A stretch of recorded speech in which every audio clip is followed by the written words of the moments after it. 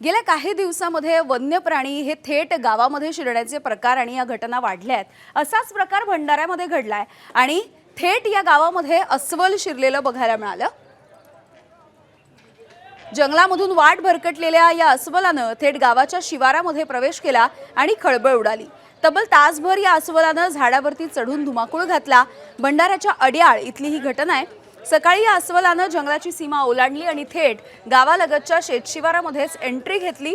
अस्वल दिसल्याच्या नंतर ग्रामस्थांची पाचावर धारण बसली। वन कर्मचाऱ्यांना या सगळ्याची माहिती मिळताच त्यांनी घटनास्थळी धाव घेतली।